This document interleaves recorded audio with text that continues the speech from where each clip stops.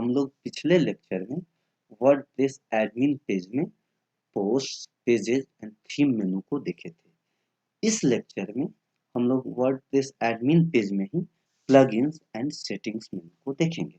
तो सबसे पहले हम लोग सीखते हैं या जानते हैं कि प्लगइन्स क्या होता है। तो प्लगइन्स ये बिट ऑफ कोड होता है जिसको हम अपने वेबसाइट में प्लगइन्स करते हैं, या फिर दूसरे वे में कह सकते हैं कि ये एक प्रोग्राम होता है जिसको जब हम इंस्टॉल और एक्टिवेट करते हैं तो हम अपने वेबसाइट में नया फंक्शनैलिटी को ऐड कर सकते हैं, एग्जिस्टिंग फंक्शनैलिटी को मॉडिफाई कर सकते हैं। अब देखिए इसमें एक और चीज है, एक और मेनू है सेटिंग्स। सेटिंग्स क्या होता है? तो सेटिंग्स का यूज करके हम लोग अपने ब्लॉग्स और फंक्शंस को कॉन्फ़िगर करते हैं। जैसे मान के चलिए अगर हमारे वेबसाइट पे अभी करेंटली बाय डिफॉल्ट 10 पोस्ट दिखा रहा है ब्लॉग में, तो अगर हम चाहते हैं उसको 5 पोस्ट दिखाना, 3 पोस्ट दिखाना, तो उसके लिए हम सेटिंग्स में जाकर के कॉन्फ़िगर कर देंगे, तो वहाँ पे हमको 3, 2 जितना हम चाहेंगे उतना दिखाना शुरू कर देगा। तो हम लोग क्या करते हैं, अभी के लिए चलते हैं एडमिन डैशबोर्ड पे और वहाँ पे प्लगइन्स एंड सेटिंग्स मेनू को देखते हैं। हम लोग एडमिन डैशबोर्ड पे चलते हैं। तो एडमिन डैशबोर्ड पे जाने के लिए हम लोग पहले एडमिन लॉगिन पेज पे जाते हैं और यहाँ पे हम लोग लॉगिन क्रेडेंशियल डालते हैं। तो लॉगिन क्रेडेंशियल में यूजर नेम एडमिन और पासवर्ड हम लोग 1234 डालें और अब हम लोग लॉगिन करते हैं। तो अब हम लोग एडमिन डैशबोर्ड पे आ गए। यहाँ पर हम लोग पिछले लेक्चर में साइड बार मेनू में पोस्ट्स, पेजेस और अपीयरेंस ये 3 मेनू को सीखे थे। इस लेक्चर में हम लोग प्लगइन्स और सेटिंग्स ये 2 मेनू को सीखेंगे। तो सबसे पहले हम लोग प्लगइन्स पे अपना कर्सर लेके जाते हैं। तो प्लगइन्स पे जब कर्सर आए तो देखिए यहाँ पे 3 सब मेनू दिखता है। वह installed plugins, add new, plugin editor. तो हम लोग सबसे पहले इंस्टॉल्ड प्लगइन्स पे क्लिक करते हैं और देखते हैं कि कौन कौन सा प्लगइन इंस्टॉल है। देखिए हम लोग इंस्टॉल प्लगइन्स पे क्लिक किए तो यहाँ देखिए यहाँ पे 2 प्लगइन है, anti spam and hello Dolly. लेकिन इसमें से कोई भी एक्टिवेट नहीं है, क्योंकि अगर एक्टिवेट होता तो ये बटन चेंज होकर डीएक्टिवेट हो जाता है। यहाँ पे डीएक्टिवेट टेक्स्ट दिखता, लेकिन ये दोनों में से कोई भी एक्टिवेट नहीं है। तो चलिए फिर सबसे पहले हम लोग क्या करते हैं, हम लोग एक प्लगइन को ऐड करते हैं। तो ऐड करने के लिए हम लोग यहाँ से जहाँ से देखिए जहाँ पे ये प्लगइन्स है उसके साइड में एक बटन है ऐड न्यू। तो इस पे क्लिक करेंगे तो यहाँ से भी हम लोग ऐड न्यू प्लगइन पेज पे चले जाएंगे, या फिर जब प्लगइन्स के नीचे जो सब मेनू है यहाँ पे भी अगर हम ऐड न्यू पे क्लिक करते हैं तब भी हम लोग ऐड न्यू प्लगइन पेज पे चले जाएंगे। तो चलिए फिर यहाँ पर हम क्लिक करते हैं। तो हम लोगों ने ऐड न्यू पे क्लिक किया तो देखिए ऐड न्यू पे क्लिक करते ही हम लोग आ गए यहाँ पे, हम लोग प्लगइन्स को ऐड कर सकते हैं। तो देखिए प्लगइन्स ऐड करने का 2 तरीका होता है। एक तो यहाँ पे हम ऐड प्लगइन्स है, देखिए इसके बगल में अपलोड प्लगइन है। तो इसका मतलब ये हुआ कि हम लोग प्लगइन को दूसरे वेबसाइट से डाउनलोड करेंगे, यानी कि अगर कुछ जो प्लगइन यहाँ पे अवेलेबल नहीं होगा, यानी यहाँ पे सर्च कीवर्ड के बगल में देखिए एक सर्च बॉक्स है और उसमें टेक्स्ट है सर्च प्लगइन्स। तो हम लोग यहाँ पे सर्च करेंगे तो कभी-कभी क्या होता है कि जो प्लगइन हमको चाहिए वहाँ यहाँ पे ये सर्च प्लगइन्स यानी सर्च बॉक्स इसमें सर्च रिजल्ट्स में अवेलेबल नहीं होता है। तो उस केस में हम लोग क्या करते हैं कि बाहर के वेबसाइट से प्लगइन्स को डाउनलोड करते हैं जहाँ वो प्लगइन अवेलेबल होता है, या चाहे वो फ्री वर्जन हो या पेड वर्जन हो। तो वहाँ से हम लोग डाउनलोड करते हैं और फिर अपलोड प्लगइन पे क्लिक करके उसको हम लोग अपलोड करते हैं, फिर इंस्टॉल करते हैं, एक्टिवेट करते हैं। तो अगर जब हम लोग प्लगइन आउटसाइड से अपलोड करते हैं तो उसके लिए आउटसाइड से अपलोड करने के लिए तो 2 मतलब मेन वेबसाइट होता है जहाँ से कि हम लोग प्लगइन को डाउनलोड कर सकते हैं, जहाँ पे कि प्लगइन अवेलेबल है। एक तो होता है वर्डप्रेस का ऑफिशियल वेबसाइट जिसको wordpress.org कहते हैं। तो यहाँ पे देखिए यहाँ पे ये प्लगइन्स का जो मेनू है इस पे हम क्लिक किए हैं तो यहाँ पे देखिए यहाँ पे बहुत सारा प्लगइन्स दिख रहा है, layout, grid block, calculated fields form और भी बहुत सारा प्लगइन्स यहाँ पे हमको दिख रहा है, classic editor, anti spam, Gutenberg. तो और दूसरा जो वेबसाइट है वो है कोड कैनियन। तो कोड कैनियन पे भी देखिए यहाँ पे बहुत सारा प्लगइन्स अवेलेबल है, ये पेड है। इसको ये सब प्रीमियम प्लगइन है, ये सब पेड प्लगइन है, और बहुत सारे फ्री प्लगइन्स भी हैं। तो हम लोग दो वेबसाइट से प्लगइन को डाउनलोड कर सकते हैं, और फिर हम लोग उस डाउनलोड करने के बाद उसको यहाँ पे अपलोड प्लगइन पे क्लिक करके उसको हम अपलोड कर देंगे। अभी के लिए हम लोग क्या करते हैं कि सर्च प्लगइन्स पे ही सर्च करते हैं। तो हम लोग अभी कौन सा प्लगइन ऐड करेंगे? हम लोग जो प्लगइन ऐड करने जा रहे हैं उसका नाम है क्लासिक एडिटर। क्योंकि जो अभी जो हम लोग करेंट वर्डप्रेस का जो वर्जन यूज कर रहे हैं 5.6 वर्जन, तो ये version by default modern block editor के साथ आता है, जिसको हम लोगों ने देखा है, यानी अभी भी हम लोग देख सकते हैं कि अगर हम इस पे क्लिक करते हैं, ऐड न्यू करते हैं,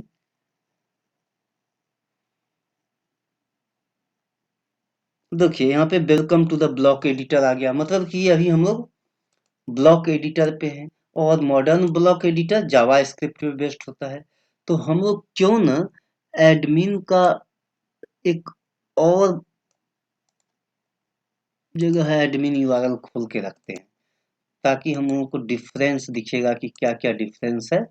जो अभी हम लोग नया यूआरएल, नया एडिटर ऐड करेंगे, और जो हमारे पास पुराना एडिटर है।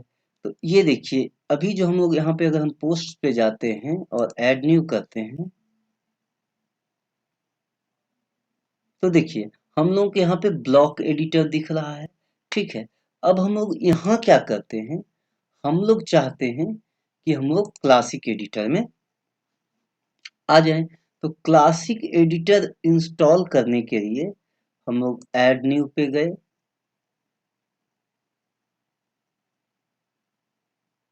और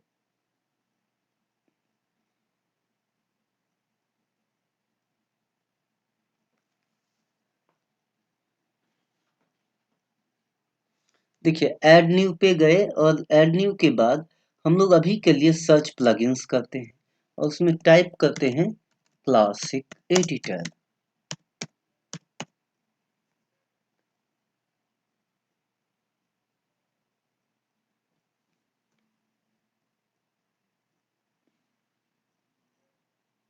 तो देखिए ये क्लासिक एडिटर प्लगइन्स अवेलेबल है। यहाँ पे देख लीजिए इसका, ये बहुत पॉपुलर पॉपुलर प्लगइन है। देखिए यहाँ पे 5+ मिलियन एक्टिव इंस्टॉलेशन इसका हो चुका है, मतलब 5 मिलियन प्लस पीपल उसको लोग इसको इंस्टॉल कर चुके हैं। तो हम लोग भी इसको इंस्टॉल करते हैं। तो इंस्टॉल नाउ पे क्लिक करते हैं। अब हम लोग इसको एक्टिवेट करते हैं।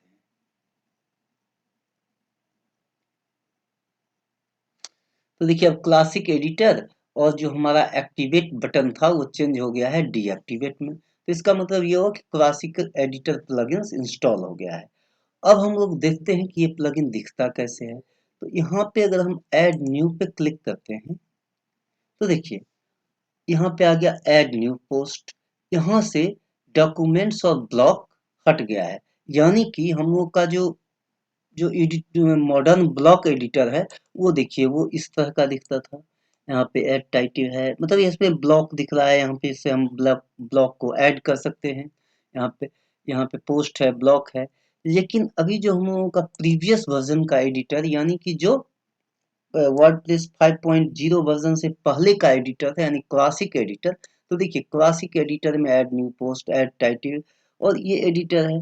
तो यहाँ पे देख लीजिए फॉर्मेट इस तरीके से आ रहा है, कैटेगरीज इस तरीके से आ रहा है, मतलब यहाँ पे प्लस करके कोई ब्लॉक ऐड करने का ऑप्शन नहीं मिल रहा है।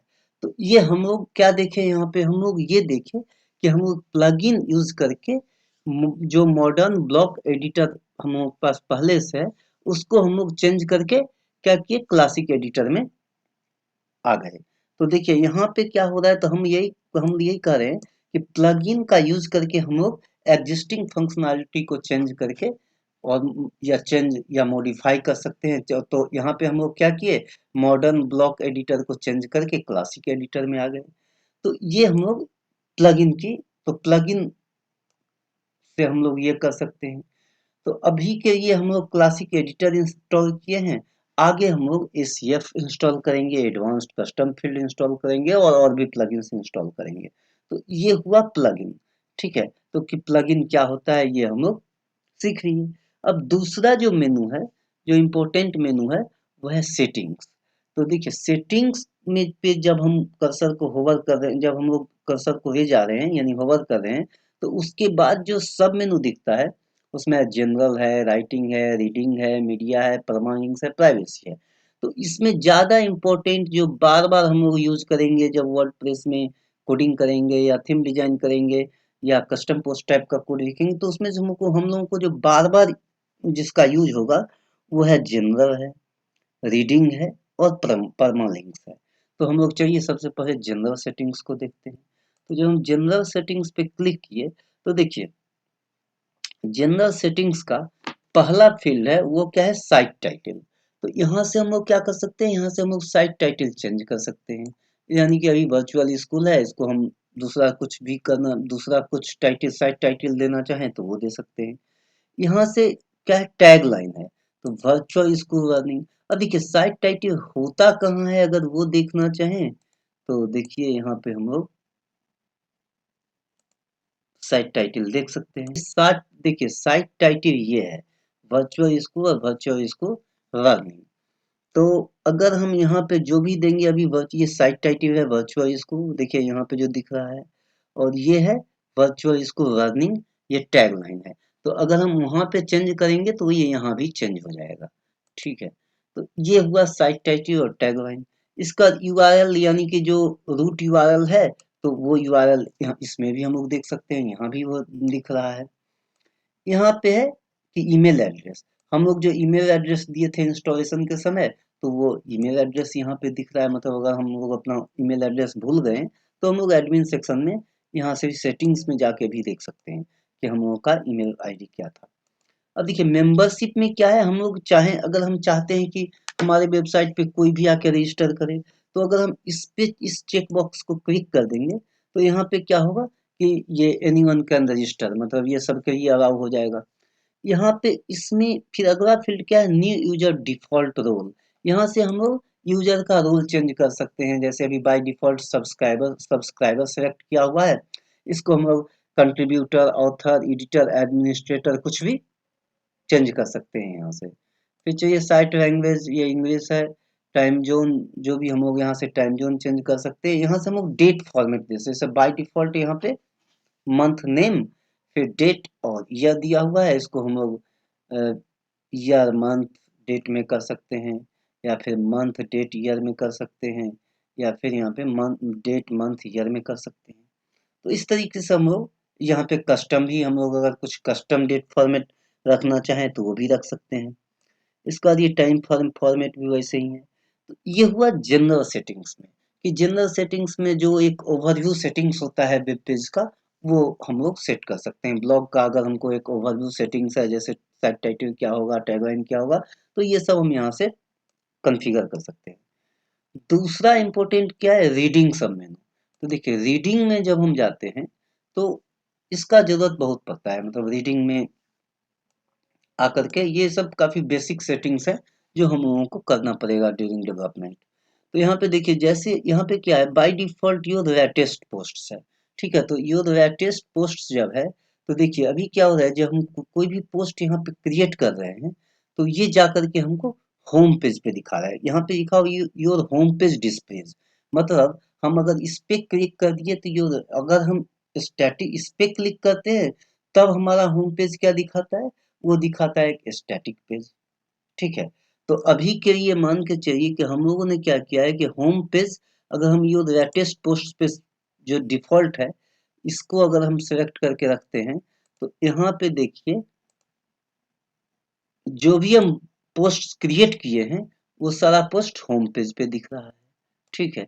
लेकिन अगर हम इसको स्टैटिक पेज सेलेक्ट कर देते हैं, तो अब क्या करते हैं, जो होम पेज को हम कुछ और चेंज कर देते हैं। जैसे हम होम पेज को कर दिए अबाउट कर देते हैं, और पोस्ट पेज को ब्लॉक कर देते हैं।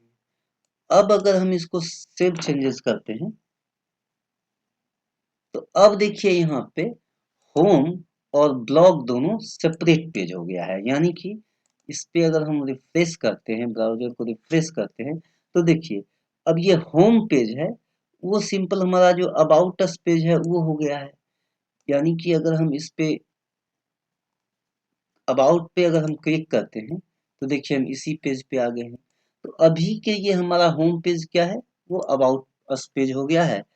और जो हमारा लेटेस्ट पोस्ट था, यानी जो भी पोस्ट हैं, वो सारे ब्लॉग पेज पे दिखेंगे। तो देखिए अब हमारा जो ब्लॉग पेज है उस पे दिख रहा है, जो भी हम पोस्ट अभी क्रिएट किए, वर्चुअल स्कूल एंट्रेंस टेस्ट या फिर वर्चुअल स्कूल एनुअल फंक्शन, तो ये सारे हमको ब्लॉग पेज पे दिख रहे हैं। तो एक ये सेटिंग्स कॉन्फ़िगर करके हम लोग ये करते हैं। दूसरा क्या है, जो अभी blog pages show at most 2 है, ठीक है। बाय डिफॉल्ट वर्डप्रेस यहाँ पे by default maximum at most 10 posts को वो होम पेज पे दिखाता है। जैसे अगर हम इसको चेंज करते हैं, अगर हम इसको अपडेट करते हैं, सेव करते हैं, तो अब अगर हम को रिफ्रेश करते हैं ब्लॉग पेज को, तो यहाँ देखिए यहाँ पे भी 3 पोस्ट दिखा रहा है, क्योंकि लेकिन अगर हम इस पे 4, 5, 6, 7, 8, 9, 10 पोस्ट भी अगर हम क्रिएट करेंगे, तो वो अप टू 10 पोस्ट तक हमको दिखाएगा ब्लॉग पेज में। तो यहाँ से हम जो भी यहाँ पे जितना पोस्ट दिखाना चाहे, अगर हम यहाँ पे 1 कर देते हैं, तो देखिए अभी सिर्फ 1 पोस्ट दिखाएगा वहाँ पे।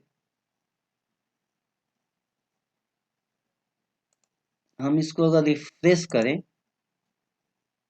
तो ये देखिए यहाँ पे सिर्फ 1 पोस्ट दिखा रहा है। तो मतलब हम लोग सेटिंग्स में, मतलब रीडिंग सब मेनू में कॉन्फ़िगर करके हमको वहाँ कितना ब्लॉग पेज में कितना पोस्ट दिखाना है, वो हम लोग कर सकते हैं। इसके बाद और भी है, for each post in A feed, feed में अगर कुछ करना है, सर्च इंजन विजिबिलिटी अगर इसको हम करना चाहें, तो वो होता है सर्च इंजन के लिए। जब हम अपने वेबसाइट को ब्रांडिंग एंड रिपुटेशन में जाएंगे या सर्च इंजन पे डिस्प्ले करेंगे, तो उस सर्च रिजल्ट्स में आए तो उसके लिए करते हैं, तो उसको अभी जो डिफॉल्ट है वही रहने देते हैं। इसके बाद जो तीसरा सब मेनू है वो है परमालिंक्स। परमालिंक्स क्या होता है कि जब हम कोई पोस्ट क्रिएट करते हैं या पेज क्रिएट करते हैं, तो उस समय वर्डप्रेस ऑटोमेटिकली एक यूआरएल क्रिएट करता है। जैसे मान के चलिए कि अगर हम पोस्ट है और अगर हम ऑल पोस्ट पे जाते हैं और अगर हम इसको व्यू करते हैं, वर्चुअल स्कूल एंट्रेंस टेस्ट ये पहला पोस्ट है, और इस पोस्ट में जो यहाँ पे 4 बटन दिख रहे हैं उसमें हम व्यू पे क्लिक करते हैं। तो जब हम व्यू पे क्लिक करते हैं और इसको न्यू टैब में देखते हैं, तो यहाँ देखिए ये जो आ रहा है, ये जो यूआरएल है, तो यूआरएल में जिस तरीके यहाँ क्या दिख रहा है, यहाँ पे है पोस्ट का टाइटल है सबसे पहले लास्ट में। उसके बाद यहाँ दिखा रहा है डेट कि किस डेट को हमारा पोस्ट फॉर्मेट हुआ था। उसके बाद फिर यहाँ पे रूट यूआरएल है। तो क्यों ये ऐसा भी क्यों दिखा रहा है, क्योंकि और ये जो यूआरएल है, जब हम इस पोस्ट को क्रिएट किए थे, तो उस समय वर्डप्रेस ऑटोमेटिकली इस यूआरएल को क्रिएट किया था। तो अभी ये इस फॉर्मेट में दिखा रहा है, क्योंकि यहाँ पर जो हम पोस्ट परमालिंक्स में, यहाँ देखिए परमालिंक्स में अभी जो हम सेलेक्ट किए हुए हैं, ये इसी फॉर्मेट में है कि रूट यूआरएल, फिर डेट दिखाएगा कि किस डेट को पोस्ट हुआ था ये, और इसके बाद फिर इसका स्लग कर सकते हैं या फिर पोस्ट टाइटल। तो पोस्ट टाइटल और डैश करके है तो इसको स्लग बोलते हैं, यानी पोस्ट का जो स्लग है वो। अगर हम चाहे, अगर हम यहाँ पे क्लिक करते हैं, अगर हम सेलेक्ट करते हैं प्लेन, इस रेडियो बटन को क्लिक कर दें, तो अब देखिएगा अब वो डिफरेंट वे में दिखाएगा। यानी अब दिखाएगा जो हमारा पेज का जो आईडी है, बस पी मतलब पेज और या पोस्ट और इक्वल टू इसका आईडी दिखाएगा। तो अभी अगर हम लोग इसको सेव चेंजेस करते हैं, फिर हम देखिए सेम पोस्ट को देखते हैं, और जो यहाँ पे है यानी इंडिविजुअल पोस्ट है, तो अभी के लिए हम क्या करते हैं, इसको हम दूसरे टैब में खोलते हैं। अच्छा, मान के चलिए अभी जो हमारा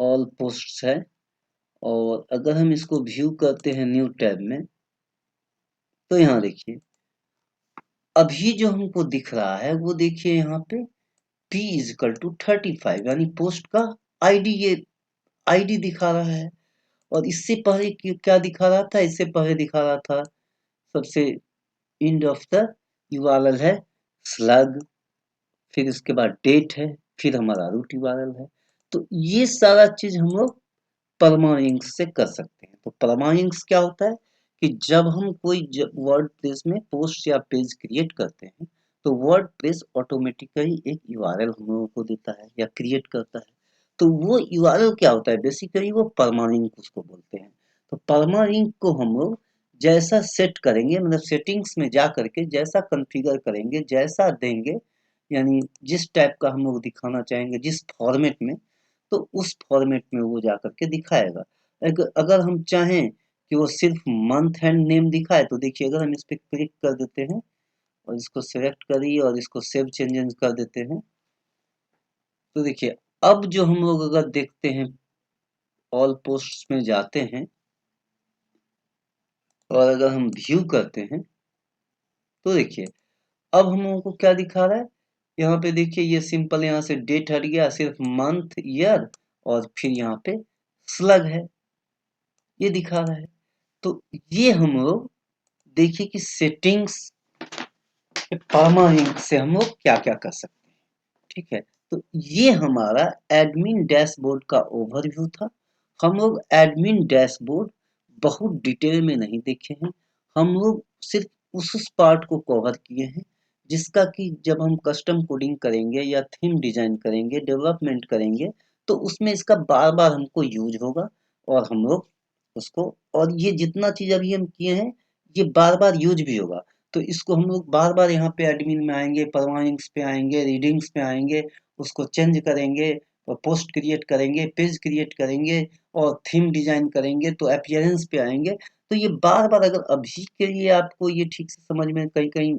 नहीं भी आ रहा है तो उसके लिए कोई दिक्कत नहीं है क्योंकि हम लोग जब जैसे जैसे आगे लेक्चर में जाएंगे लेसन में जाएंगे तो ये सब चीज बार बार आएगा और हम लोग बार बार वहाँ पे इसको सीखेंगे तो बार बार इसको रिपीट करेंगे रिवाइज करेंगे तो फिर उस समय हमको याद हो जाएगा चलिए फिर इस लेक्चर को खत्म करने से पहले हम लोग एक बार रिवाइज कर लेते हैं कि हम लोग क्या क्या देखे इस लेक्चर में तो इस लेक्चर में हम लोग बेसिकली साइड बार मेनू में प्लगइन्स मेनू और सेटिंग्स मेनू को सीखे प्लगइन्स मेनू में हम लोग सीखे कि प्लगइन्स कहाँ पे इंस्टॉल प्लगइन्स होता है हम लोग नया प्लगइन्स ऐड कैसे कर सकते हैं कहाँ से कर सकते हैं और उसके बाद और उस प्लगइन्स में हम लोग देखें कि कैसे वो एग्जिस्टिंग फंक्शनैलिटी को मॉडिफाई कर सकते हैं हम लोग या नया फंक्शनैलिटी ऐड कर सकते हैं फिर उसके बाद हम लोग दूसरा मेनू सेटिंग्स देखे सेटिंग्स में हम लोग जनरल सेटिंग्स देखे जिसमें कि हम लोग कैसे साइट टाइटल टैगलाइन इसको चेंज कर सकते हैं यूजर का रोल क्या हो सकता है ये सब हम लोग वहाँ से सेटिंग्स में कॉन्फ़िगर कर सकते हैं फिर हम लोग ने दूसरा देखा रीडिंग रीडिंग में हम लोग देखे कि कैसे हम लोग होम पेज को ब्लॉग पेज से सेपरेट कर सकते हैं या फिर अगर हम लेटेस्ट पोस्ट पे अगर हम क्लिक करते हैं तो फिर जो भी हम पोस्ट क्रिएट करेंगे वो होम पेज पे दिखाएगा लेकिन जैसे ही अगर हम उसको होम पेज को स्टैटिक पेज सेलेक्ट करें और वहाँ पे होम पेज को सेपरेट कर दें होम पेज को स्टैटिक पेज कर दें और ब्लॉग पोस्ट को और लेटेस्ट पोस्ट पेज को ब्लॉग कर दें तो फिर होम पेज और ब्लॉग पेज दोनों सेपरेट हो जाता है और उसके बाद फिर हम लोगों ने परमालिंक्स में देखा कि परमालिंक्स में कैसे हम लोग उसके जो हमारा यूआरएल है उसके हम लोग कैसे उस फॉर्मेट को चेंज कर सकते हैं जैसे लेटेस्ट पोस्ट या page post equal to ID के थ्रू दिखा सकते हैं या फिर डेट वाइज या मंथ वाइज ये सब हम लोग दिखा सकते हैं तो चलिए फिर इस लेक्चर को यहाँ पे खत्म करते हैं और अगले लेक्चर में हम लोग वर्डप्रेस के डाटाबेस के बारे में कुछ देखेंगे यानी वर्डप्रेस डाटाबेस का एक ओवरव्यू देखेंगे तो चलिए फिर हम लोग अगले लेक्चर में मिलते हैं और हैव ए नाइस डे